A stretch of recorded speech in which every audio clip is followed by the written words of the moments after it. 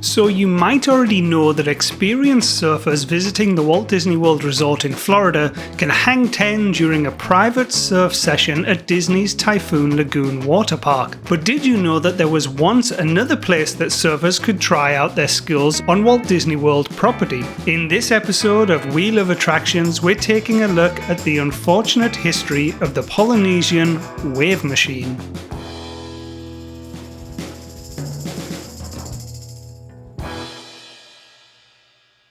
The Polynesian Resort at Walt Disney World opened with the resort on October 1st, 1971. During construction, the Disney company was thinking of ways that they could attract the many potential guests who regularly visit Florida. At that time, one of the biggest attractions that was luring tourists to the Sunshine State was the miles and miles of warm and luxurious beaches. Landscaped luxury as far as the eye can see. The ocean front at Miami Beach, Florida, USA. Disney's Vice President of Park Operations, Dick Ninus, came up with the idea of adding outdoor recreation activities, including sailing, boating, hiking, and of course, surfing. Ninus was born on May 30th, 1932, in Cedartown, Georgia. He had a huge ambition to become a professional football player and coach, and even attended the University of Southern California on a football scholarship. Unfortunately, his dreams on the gridiron came to a quick halt when he broke part of his neck while playing. During his time at USC, Dick Ninus attended classes with Ron Miller, who was Walt Disney's son-in-law. One day, out of the blue, he applied for a summer job at Disneyland. After graduation, he was hired by Van France, the founder of the Disney University, and one of Dick's very first assignments was to train Disneyland employees during the park's orientation training program. His first class was attended by Walt Disney himself and other Disneyland executives. Working his way up through the ranks, he became the Director of Park Operations and would eventually go on to help develop Project X, better known as Walt Disney World. While overseeing the development of the Polynesian Resort on the Seven Seas Lagoon, Dick and the team were thinking of outdoor activities that could be added to the guest experience. Over the years in California, Ninus had become quite fond of surfing, and he came up with the idea of placing a wave machine on Beachcomber Island, which is the island closest to the Polynesian Resort beach. The project idea was not without issues. First, to accommodate a wave machine, there would have to be a buffer on the shore of the lagoon where the waves would hit. Second, the wave machine would have to be rushed and installed before the Seven Seas Lagoon was filled with water. And finally, with the rising costs to build the resort, there was very little money left in the budget. Dick Ninus would not take no for an answer and insisted that the Polynesian Resort would open with a wave machine to give that typical island feeling. So the project was given the go-ahead. The $500,000 wave machine was installed and, to the surprise of everyone, it worked very well. At least it did for a little while. The wave machine operated for at least a year from 1971 until 1972.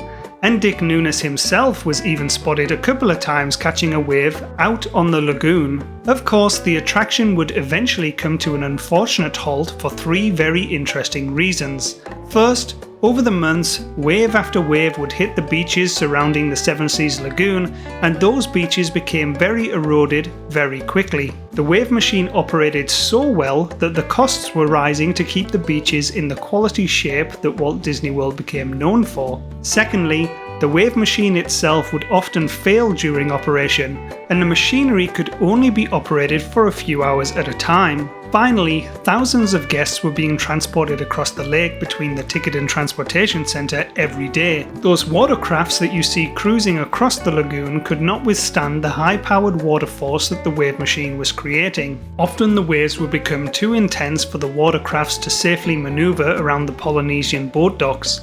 The Southern Seas boat in particular, which was one of two Osceola-class sidewheelers, a term Disney created, would often be knocked off its route across the Seven Seas Lagoon, and the boat's captains found it hard to maneuver the ship around the force of the waves. Eventually, the wave machine at the Polynesian was shut off and left untouched for almost 15 years. In 1985, the Disney company decided to dismantle the wave machine, but not before testing it out one last time. There wasn't very much erosion in recent years, and they believed that after the beaches had been left without waves constantly hitting them, that the sand would now have settled into place and would not be affected by the high-powered machine if it were back in operation. However, once the waves started back up again, it was immediately apparent that the beaches would not be able to withstand the barrage of waves, and the watercrafts were once again feeling the pressure while trying to move across the Seven Seas Lagoon. Disney continued on with their plan to dismantle the machinery, and up until recently,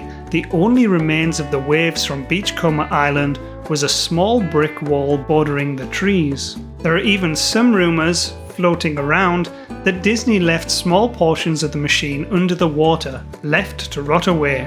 However, Dick Nunis's dream was not over yet. Just 4 short years after the wave machine was removed from the Seven Seas Lagoon, Disney's Typhoon Lagoon opened for guests across from the newly built Pleasure Island as part of the MGM Studios expansion in 1989. Hello, I'm Eric Boardman, and welcome to Walt Disney Imagineering. Here, folks take flights of Disney fancy and turn them into 3-dimensional reality. Over here is a model of a new addition to Walt Disney World in Florida. It's called Typhoon Lagoon. Chris. Hi, Eric. What is Typhoon Lagoon? Eric, it's 50 acres of fun. We believe it's the most incredible water park anybody's ever built. We have body slides. Woo! We have raft rides. We have Castaway Creek. We have Shark Reef. And the centerpiece of it all is our wave pool.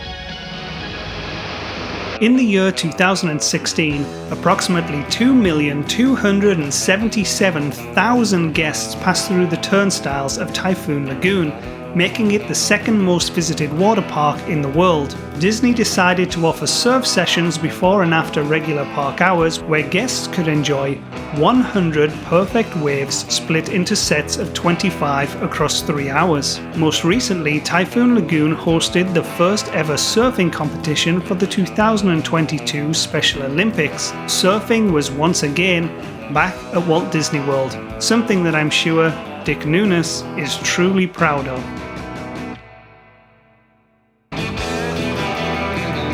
Well, that's a wrap on another episode of We Love Attractions.